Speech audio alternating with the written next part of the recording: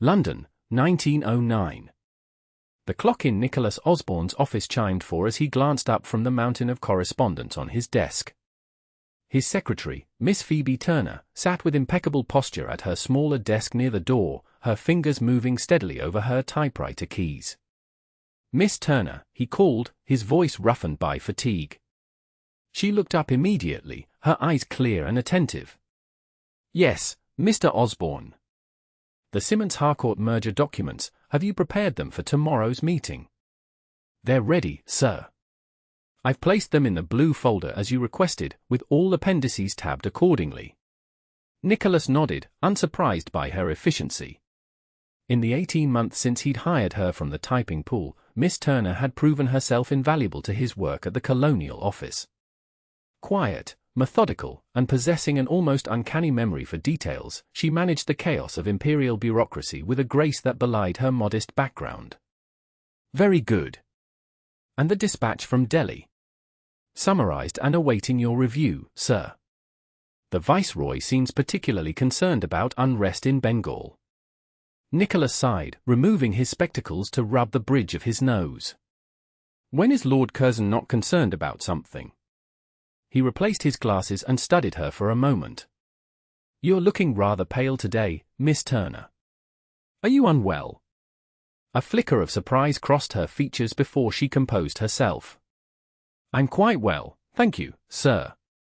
Perhaps just a bit tired." He noted the shadows beneath her eyes, the slight tremor in her hands that hadn't been there yesterday. "You work too hard, Miss Turner. The Empire will survive if you leave on time for once." "As will you, sir," she replied with the hint of a smile. Nicholas felt his lips twitch in response.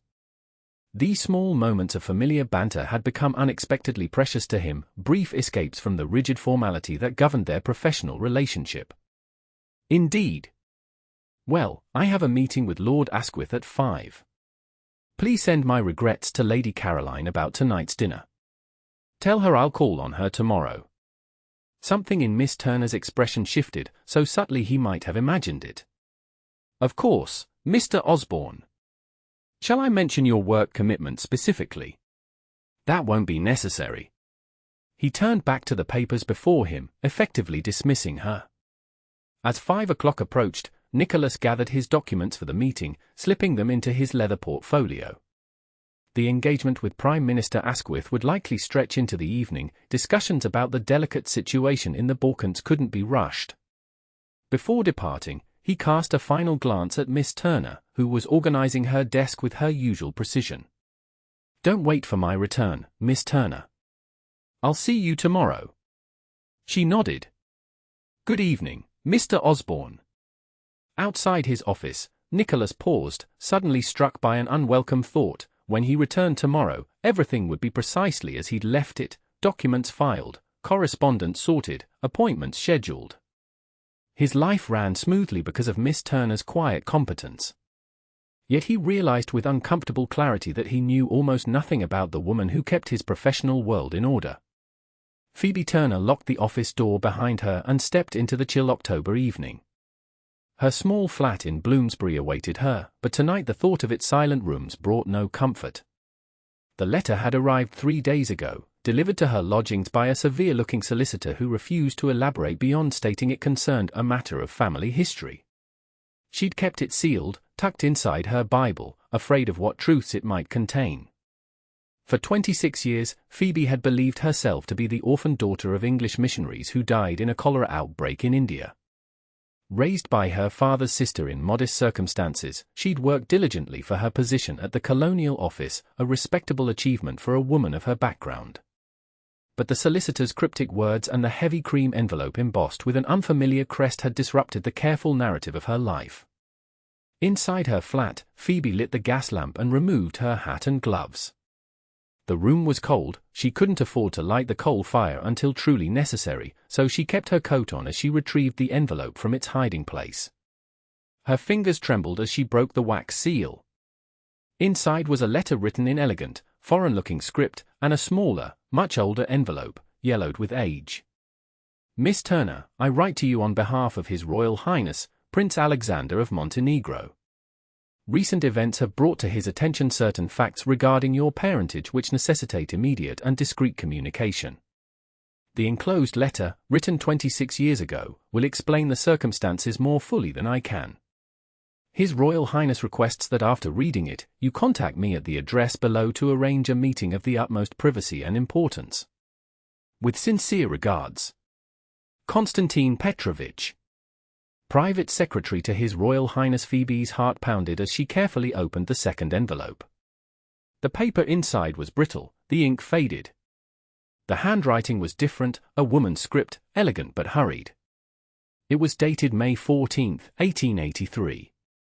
My dearest sister, by the time you receive this, Edward and I will be gone from this world.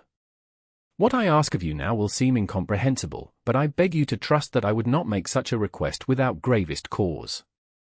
The child we have entrusted to you is not our daughter by birth, though we have loved her as our own these past months. Her true identity must remain secret for her protection. She is Princess Eleni of Montenegro, daughter of Prince Milan and his wife Princess Anastasia. Political upheaval has made her existence dangerous. The child's mother died in childbirth, and those who wish to prevent Milan's claim to succession would not hesitate to harm an infant. When Milan came to us in desperation, we could not refuse.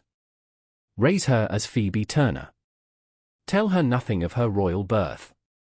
The sapphire locket around her neck is her birthright, keep it safe until she is of age. One day, if God wills it, Montenegro will be stable enough for her to return. Until then, she must remain hidden, even from herself. Forgive me for this burden, but know there was no other way. Your loving sister. Margaret. The letter slipped from Phoebe's fingers as memories flooded back, her aunt's strange protectiveness, the sapphire locket kept locked away for safekeeping, the inexplicable nightmares of running through stone corridors as a child. Her entire existence had been built on carefully constructed lies. And tomorrow she would have to face Mr. Osborne as if nothing had changed. Nicholas arrived at the office earlier than usual the next morning, hoping to review several sensitive documents before Miss Turner arrived. To his surprise, he found her already at her desk, working with the same quiet efficiency as always. Good morning, Miss Turner. You're here early. She looked up, and Nicholas was struck by something different in her gaze, a new wariness, perhaps, or something deeper he couldn't quite identify. Good morning, Mr. Osborne. I wanted to prepare the briefs for your meeting with the ambassador. He nodded, studying her more carefully. Are you certain you're well? You seem preoccupied. I'm fine, sir. Just a personal matter requiring attention. Her tone discouraged further inquiry, but Nicholas found himself uncharacteristically concerned. In all their time working together, Miss Turner had never mentioned any personal matters. She existed, in his mind, solely within the confines of this office, the perfect secretary, without complications or demands. I see. Well, should you need to attend to this matter, don't hesitate to say so. The Empire grants even its servants occasional leave, he said, attempting levity. Thank you, sir. That's most generous. Her smile didn't reach her eyes. Throughout the morning, Nicholas found himself watching her when she wasn't looking, the careful way she moved, the slight furrow between her brows as she concentrated. Something had changed. The comfortable rhythm of their professional relationship felt suddenly precarious.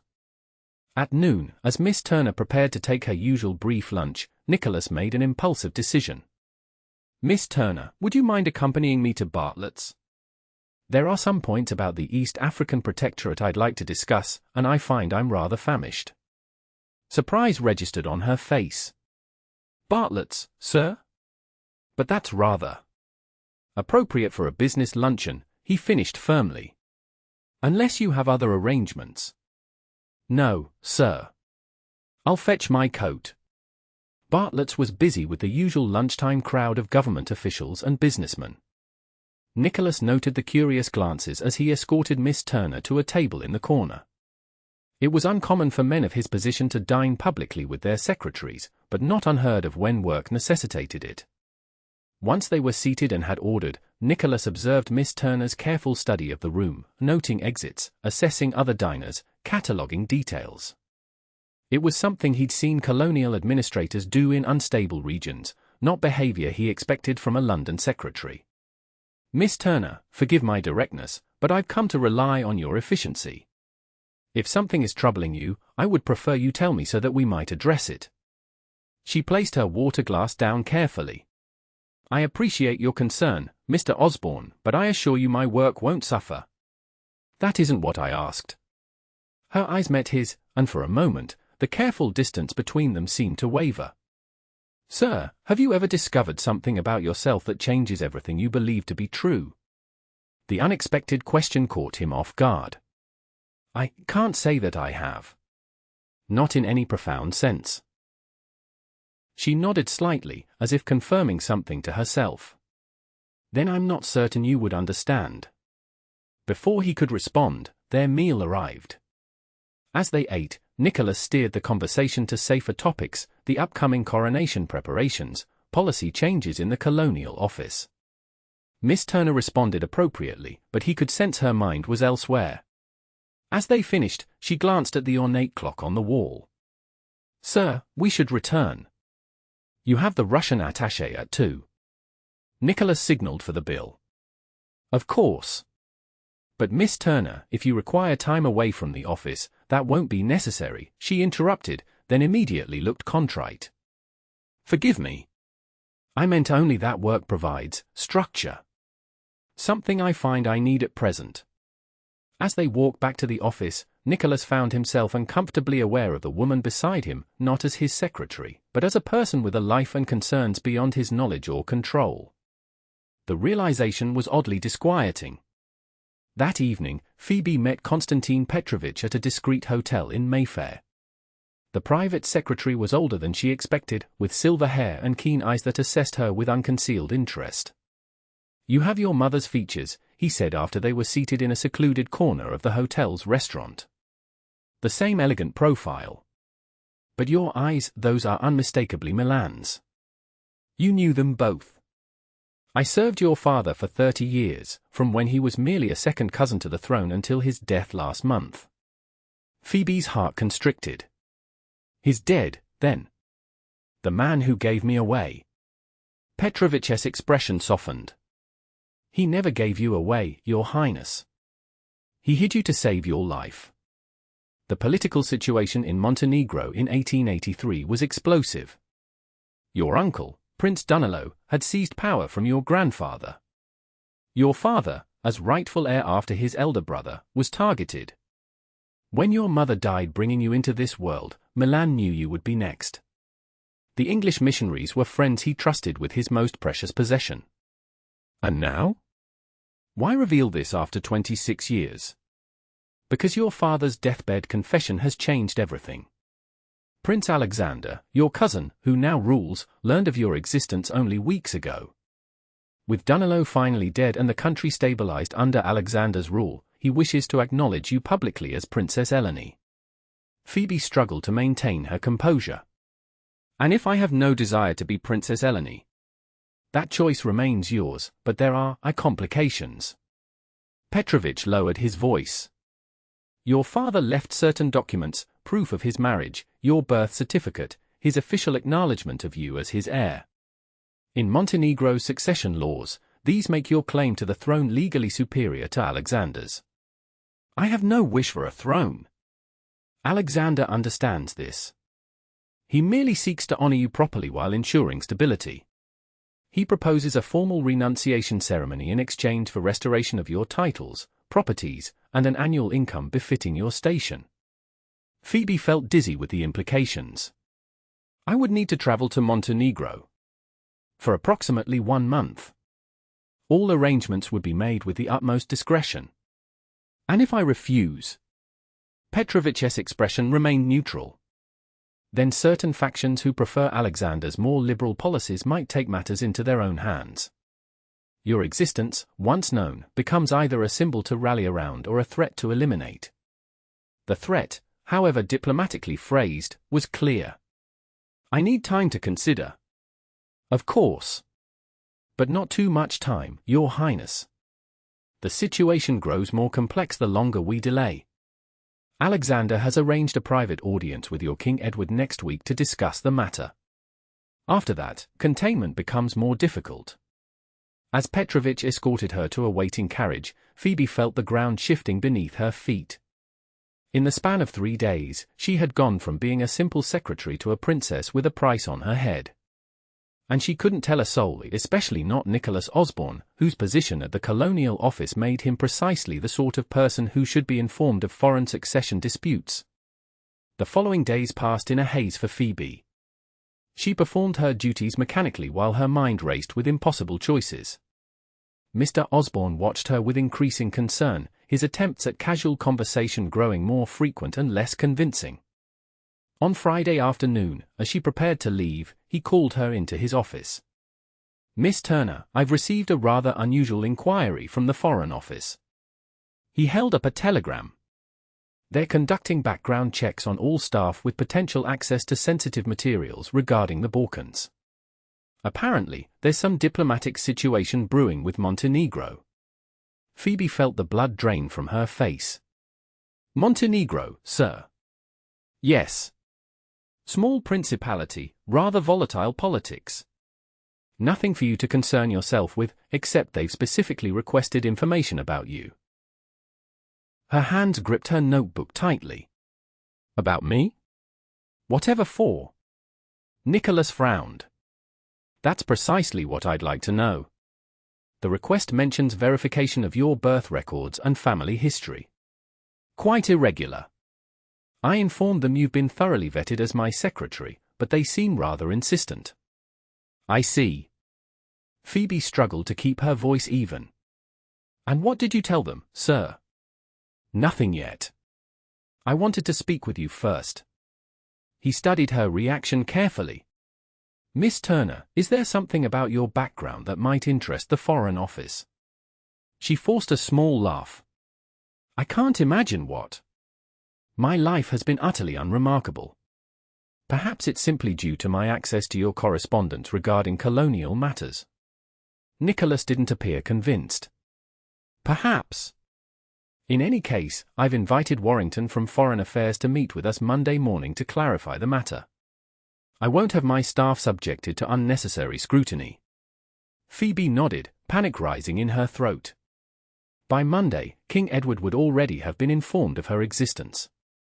The Foreign Office inquiry could only mean they suspected something, or worse, knew everything. "Thank you for your concern, Mr. Osborne. If that's all, I should prepare for the weekend." "Of course. Enjoy your weekend, Miss Turner." As she gathered her things to leave, Nicholas called after her.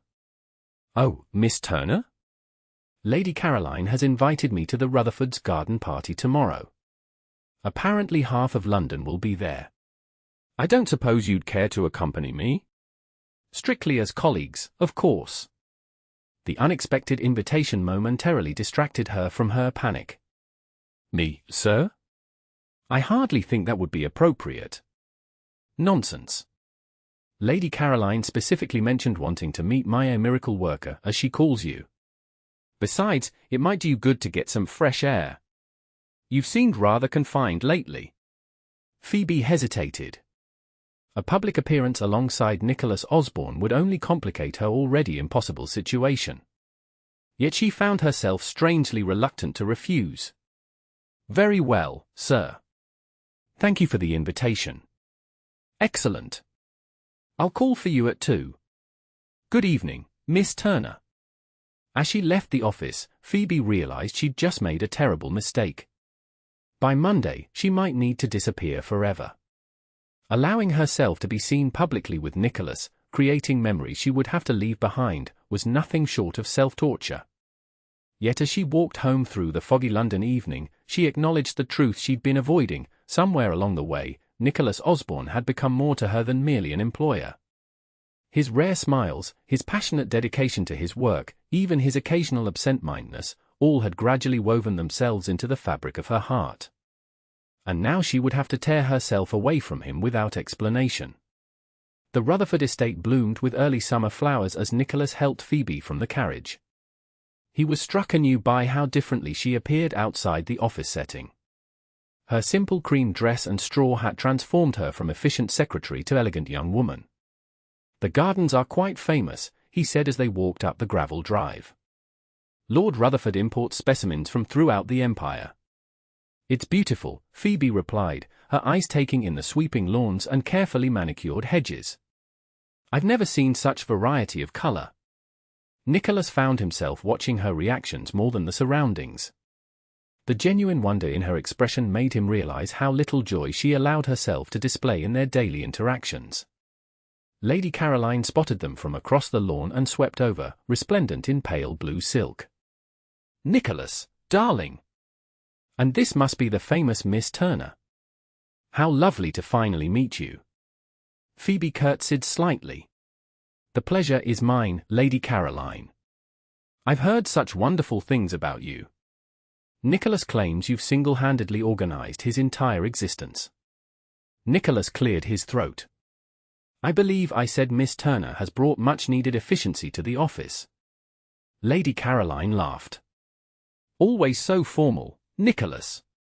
Come, both of you, I must introduce you around." As they followed her through the crowd, Nicholas noticed how adept Phoebe navigated the social niceties. She spoke intelligently with a professor about educational reforms, discussed horticulture with Lady Rutherford, and even managed to charm the notoriously difficult Dowager Countess of Whitehaven.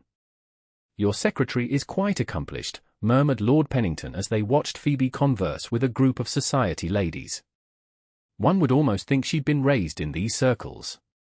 "Miss Turner is exceptionally adaptable," Nicholas replied, surprised by his defensive tone.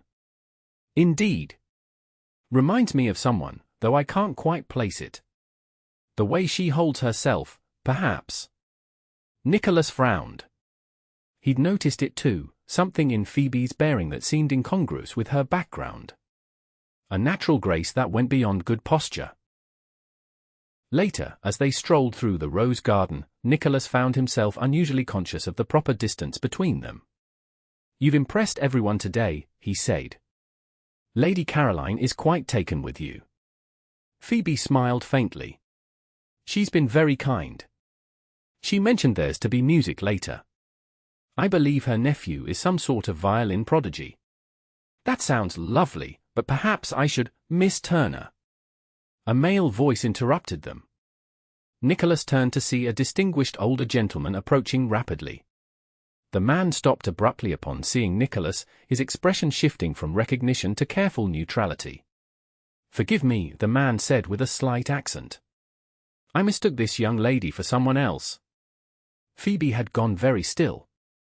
"Not at all, sir. An easy mistake."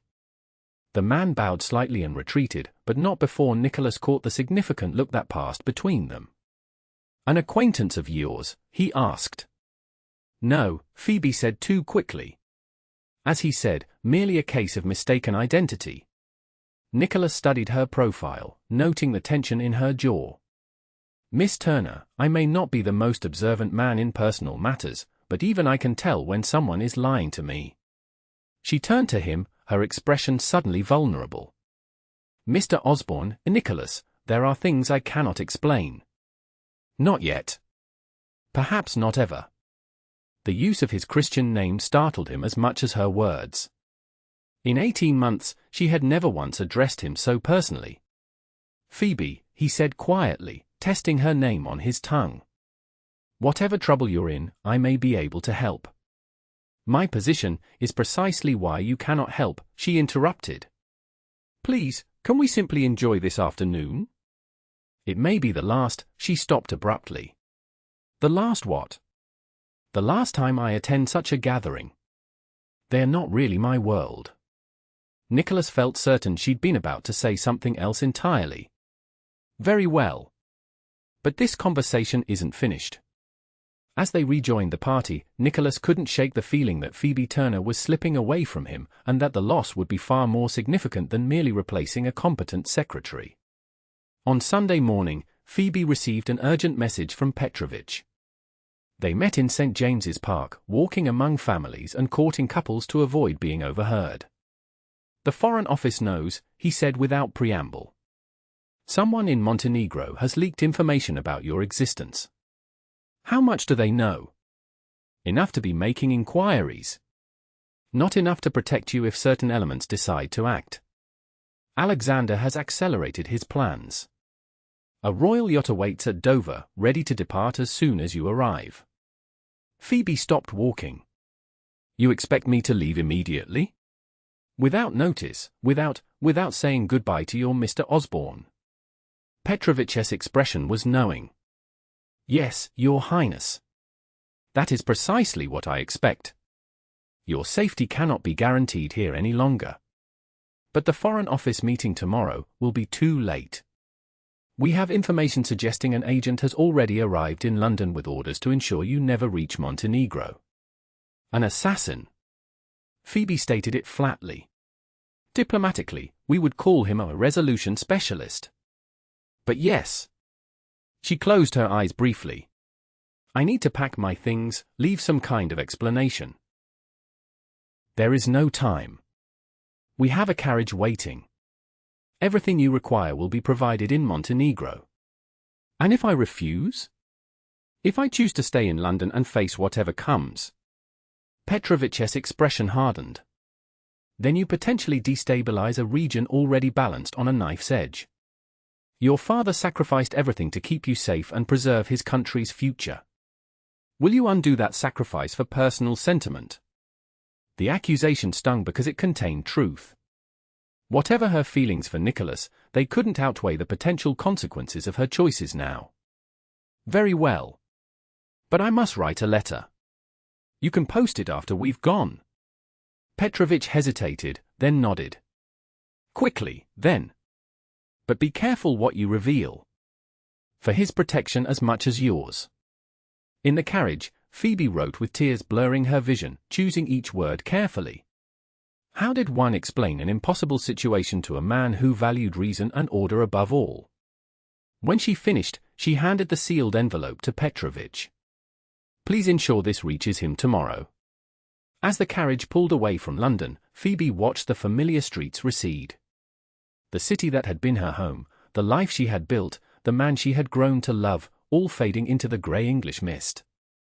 Nicholas arrived at the office early Monday morning, his mind still occupied by Saturday's strange events. He'd spent Sunday analyzing every interaction with Phoebe over recent days, searching for clues to her uncharacteristic behavior. Finding the office empty didn't immediately concern him, he was earlier than usual, after all. But as 9 o'clock came and went with no sign of Miss Turner, unease began to build. At 9:30, Warrington from the Foreign Office arrived, his expression grave. Osborne, where is Miss Turner? She appears to be delayed. Most unusual for her. Warrington exchanged glances with the stern-looking man accompanying him. May we speak privately? In his office, Nicholas listened with increasing disbelief as Warrington explained the situation, the Montenegrin succession crisis, the missing princess, the diplomatic nightmare unfolding. You believe my secretary is this lost princess? Nicholas finally interrupted. That's preposterous. Miss Turner is the daughter of missionaries.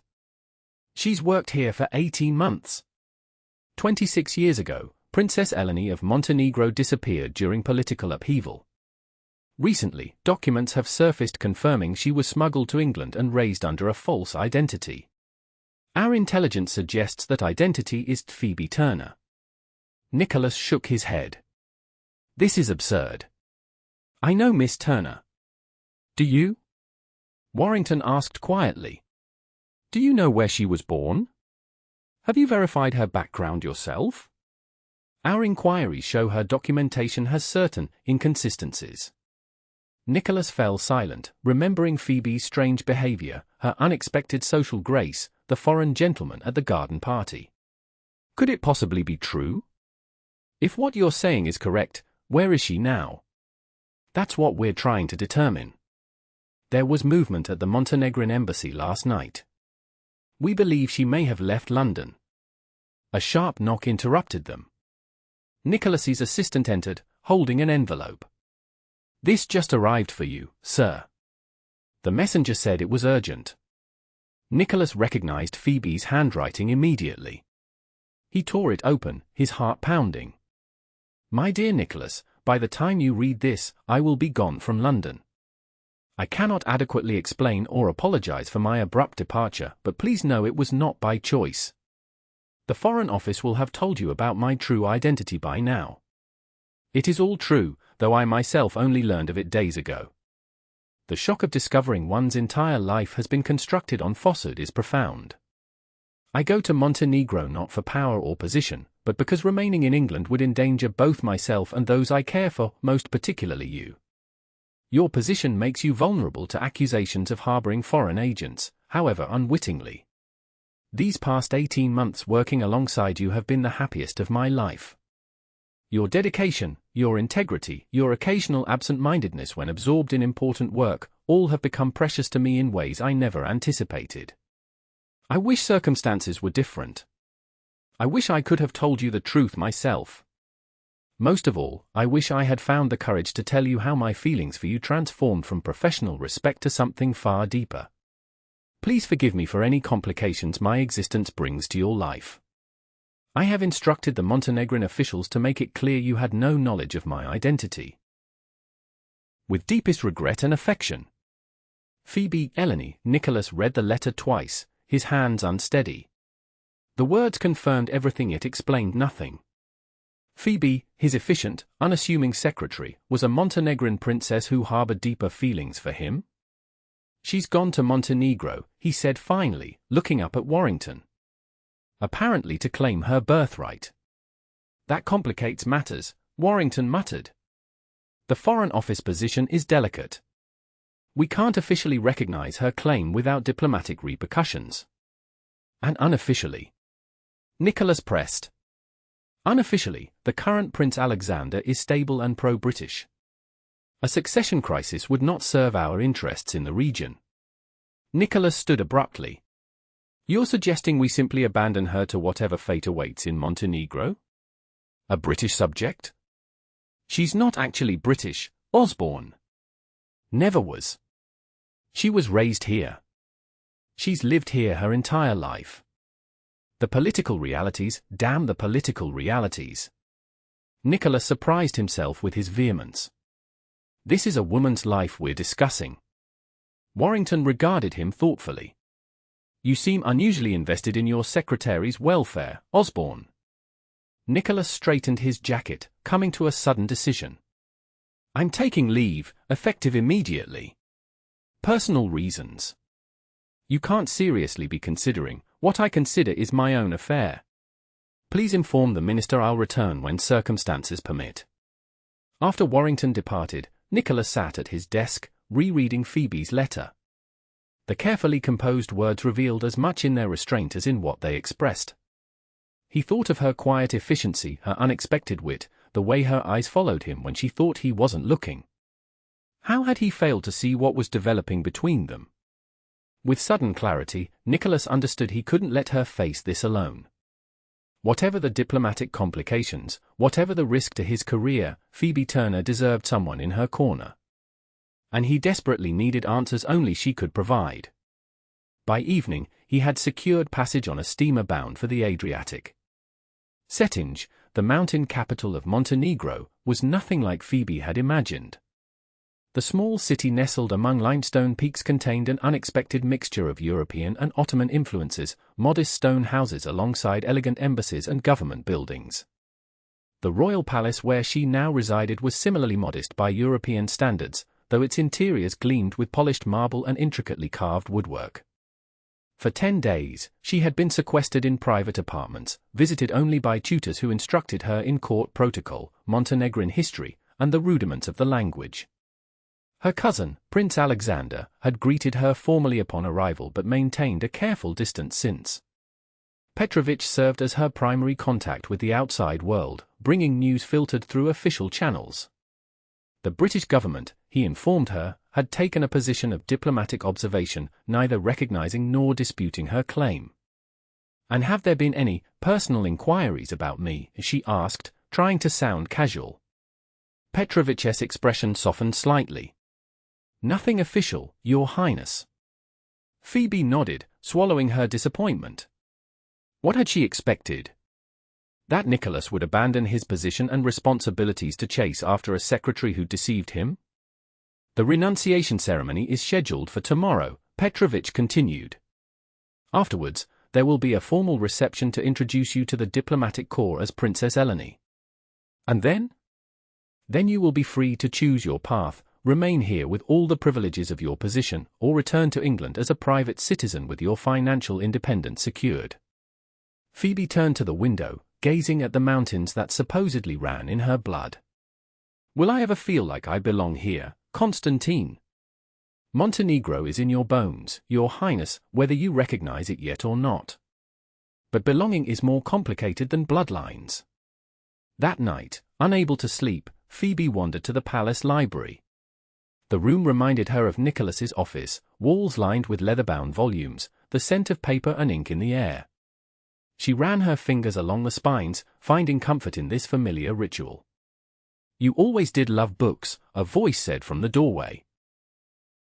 Phoebe turned to find Prince Alexander watching her, his expression unreadable. Your Highness. Forgive me, I couldn't sleep. Alexander entered the room, closing the door behind him. He was younger than she'd expected, perhaps 35, with the same dark eyes that Phoebe saw in her own mirror. No need for formalities when we're alone, cousin. We share the same blood, after all. Do we? Sometimes I wonder if I share blood with anyone in this world. He gestured for her to sit, taking a chair opposite her. I understand your confusion. To discover your entire identity is different than you believed, it must be disorienting. That's one word for it. Alexander studied her face. You know, when I first learned of your existence, I viewed you as a threat. Another claimant in a country that has seen too much bloodshed over succession. I have no interest in your throne. So I've come to believe. But there are those who would use you regardless of your personal wishes. He leaned forward. Tell me, cousin, what do you want from this situation? Phoebe considered the question carefully. Resolution. Security. And eventually, perhaps, to return to England. To your Mr. Osborne. She startled. How do you? Petrovich is thorough in his reports. Alexander's smile was surprisingly gentle. Love is not a weakness, Eleni. In our position, it may be the only thing that keeps us human. Before she could respond, the door opened and Petrovich entered, his expression urgent. Forgive the interruption, Your Highness, but there's a situation requiring immediate attention. What's happened? Alexander stood. An Englishman has arrived, demanding to see Princess Eleni. He claims to be her employer. Phoebe's heart stopped. Nicholas? Nicholas is here. He's being held at the embassy gates. The guards weren't sure whether to admit him. Alexander looked between Petrovich and Phoebe, his expression thoughtful. It seems your Mr. Osborne is more determined than expected. Constantine, bring him to the blue salon. I believe I should meet this persistent Englishman. As Petrovich departed, Phoebe turned to her cousin in panic. I can't see him like this, dressed as a princess, in a palace. He'll think everything was a lie. Wasn't it? Alexander asked gently. A necessary lie, perhaps, but still a fiction. Not everything, she whispered. Not what matters most. He nodded, understanding in his eyes. Then go. Change into something more familiar to him. Meet us in the salon when you're ready. Nicholas paced the opulent blue salon, too agitated to appreciate its elegant furnishings. His journey had been grueling, a steamship to Kotta, followed by the treacherous mountain road to Cetinje, all while navigating the bureaucratic obstacles of a country suspicious of unannounced foreign visitors. When the doors finally opened, he turned expectantly, only to find himself facing a dark-haired man in a formal military uniform adorned with decorations. Mr. Osborne, the man said in perfect English. I am Prince Alexander of Montenegro. You've caused quite a stir with your unexpected arrival. Nicholas bowed stiffly. Your Highness. I apologize for any diplomatic irregularities, but I'm here on a matter of personal importance. Yes, my cousin Eleni, or as you know her, Miss Turner. The prince gestured to a chair. Please, sit. She will join us shortly. Nicholas remained standing. Is she well? Has she been coerced in any way? Alexander raised an eyebrow. You're very protective of your secretary. She is more than. Nicholas stopped, aware he was revealing too much. Miss Turner is under my professional care. When she disappeared under mysterious circumstances, I became concerned. A concern that brought you across Europe without official sanction. Interesting. The prince studied him with unsettling intensity. Tell me, Mr. Osborne, what exactly are your intentions toward my cousin? Before Nicholas could formulate a response, the salon doors opened again. Phoebe stood in the doorway, wearing a simple blue dress reminiscent of what she might have worn in London. Her hair was arranged in her usual modest style, though the sapphire pendant at her throat was definitely new. Nicholas, she said softly. You shouldn't have come. He stared at her, drinking in the sight. She looked the same, yet somehow different, her posture more confident, her gaze more direct. You disappeared without explanation. What did you expect me to do? I left a letter. A letter that explained nothing. You vanish after cryptic warnings, the Foreign Office descends on my office with wild tales of lost princesses, and I'm supposed to simply accept this. Prince Alexander cleared his throat. Perhaps you two would prefer to speak privately. The garden terrace adjoins this room and is quite discreet. Nicholas barely registered the prince's exit as he continued to stare at Phoebe. When they were alone, he took a step toward her. Is it true? All of it? She nodded, her eyes never leaving his. I'm still trying to accept it myself. I was as shocked as you are now. Why didn't you tell me when you first learned of it? How could I? Pardon me, Mr. Osborne, but I've just discovered I'm actually Montenegrin royalty. Shall I still prepare the Colonial Office reports? Her attempt at humor fell flat. Besides, there were complications. Political forces that made my existence dangerous. So you fled to the very place that endangered you. I fled to protect those I care about from becoming collateral damage. She took a step closer. To protect you. The emotion in her voice stripped away his anger, leaving only concern and confusion. Phoebe, or should I call you Eleni now? Phoebe, please. Eleni still feels like a stranger's name. Phoebe, he repeated softly. I read between the lines of your letter. The part about your feelings. She flushed but didn't look away. I shouldn't have written that. It was selfish, unburdening myself when I thought I'd never see you again. And if I told you I've spent the past 2 weeks realizing how empty my life would be without your presence in it. That I crossed half of Europe not for my secretary, but for the woman I've come to. He paused, suddenly unsure. To what? She whispered. To care for. Deeply. The careful distance between them, maintained through months of professional propriety, vanished as he reached for her hand. Her fingers trembled slightly as they intertwined with his. I don't know who I am anymore, Nicholas. Princess or secretary, Eleni or Phoebe, I'm caught between worlds. Then we'll discover who you are together. He squeezed her hand gently. But first, you must tell me everything. No more secrets between us. As twilight descended over the mountains, they walked in the palace gardens. Phoebe recounted the shocking revelations of the past weeks, the political complexities of her position, and her imminent renunciation ceremony. After tomorrow, I'll no longer have any claim to the throne, she explained. I'll retain the title of princess and certain properties, but Alexander's position will be secure. And then? Will you stay here? She stopped walking, turning to face him fully. That depends. On what? On whether there's still a place for me in London. Not as your secretary, I don't think I could go back to that now. But perhaps as someone who might accompany me to more garden parties? Who might share conversations that have nothing to do with Colonial Office reports? Nicholas touched her cheek gently. As someone I might court properly, if she were willing. Phoebe's smile illuminated her face. I think I would like that very much. In the soft Montenegrin evening, with ancient mountains as their witness, Nicholas finally closed the distance between them.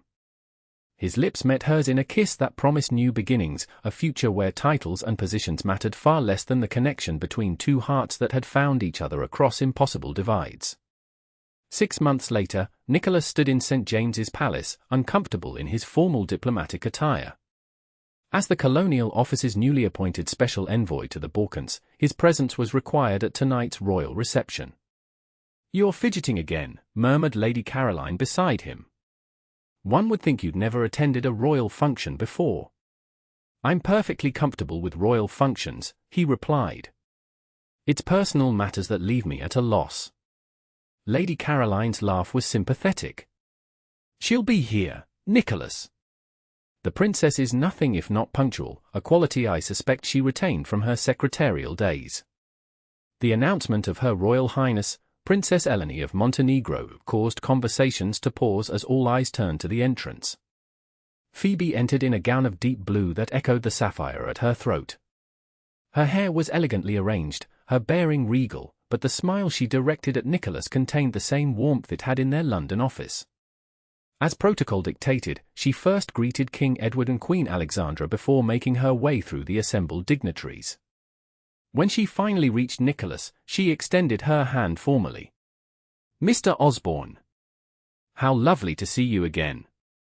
He bowed over her hand, maintaining the public facade their positions required.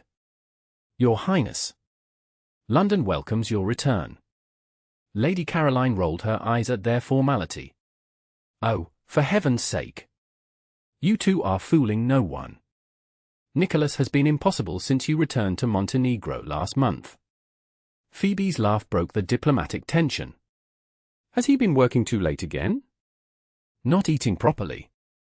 "Exactly as you predicted," Lady Caroline confirmed. "Perhaps you can convince him to take better care of himself." "Perhaps I can." Phoebe's eyes held Nicholas's, communicating far more than her words. Later, when the formal obligations of the evening permitted, they slipped away to the relative privacy of a small antechamber. 3 more days of official functions, Phoebe sighed, and then I can finally shed these royal trappings. Nicholas took her hands in his. "Are you certain about this? Giving up the title, the position?" "The title remains, but the obligations, yes, I'm certain. Alexander has formally secured my position in the succession.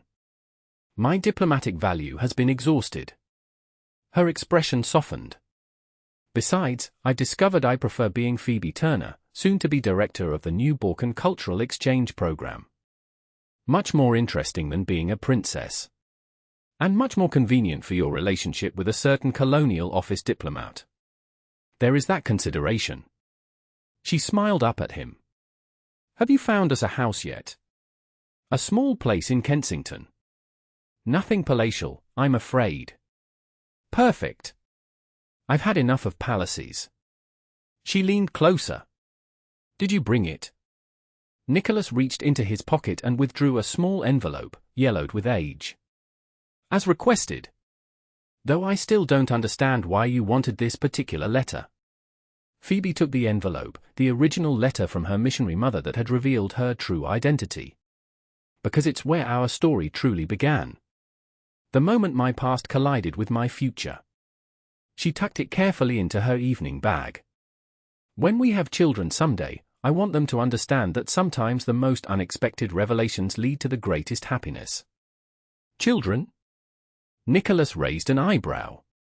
"You seem very confident about our future, Your Highness." "I am."